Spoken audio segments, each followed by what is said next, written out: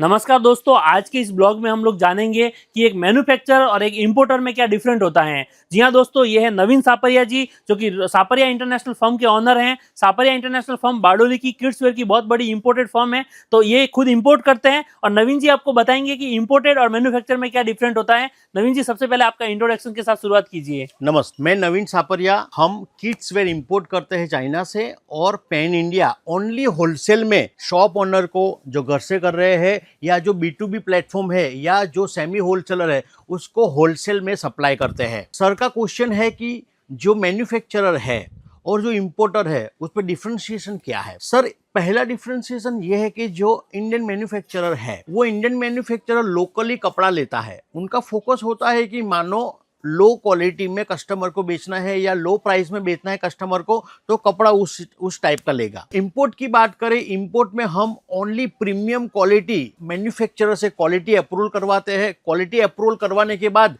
वो माल कटवाते हैं और प्रीमियम क्वालिटी में कस्टमर को ऐसा कपड़ा देते हैं कि जो अब तक किसी ने ना देखा हो या ऐसी डिजाइन सर्व करते हैं जो मार्केट में ट्रेंडिंग है, नया है और कस्टमर को नयापन चाहिए। क्योंकि आज की डेट में जो मैन्युफैक्चरर है वो मैन्युफैक्चरर बहुत बल्क बनाता है और हमारी बात करें, हम इंपोर्टर हजारों अलग अलग मैन्युफैक्चरर से खरीदी करते हैं। तो हम आपको एवरी वीक नया नया डिज़ाइन देते हैं, नई नई ट्रेंडिंग आर्टिकल देते हैं। क्योंकि टेक्सटाइल इंडस्ट्री में एक चीज़ का ख्याल रखना होता है कि एक एक दिन में, एक एक वीक में या 5-5 घंटे में डिज़ाइन बदलती है। जो मार्केट में नया कुछ आ रहा है या मार्केट में जो ट्रेंडिंग है वो सर्व करना पड़ता है। तो सर, एज अ इम्पोर्टर हम ध्यान रखते हैं कि हमें मार्केट में नया देना है और जो मैन्युफैक्चरर है वो इतनी जल्दी नया नहीं बना पाएगा। इट्स अ वेरी टफ कि ओवर ए नाइट मैन्युफैक्चरिंग करना पॉसिबल है।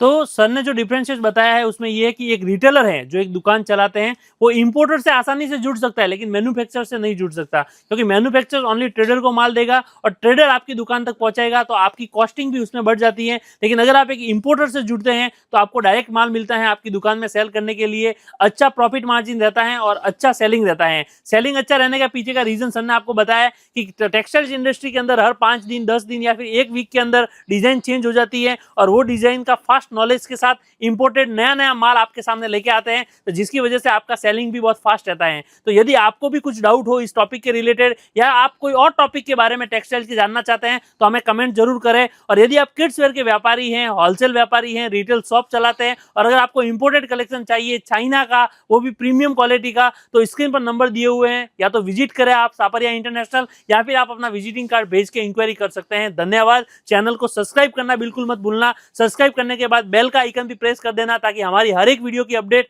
आप तक डायरेक्ट पहुंचेगी। धन्यवाद।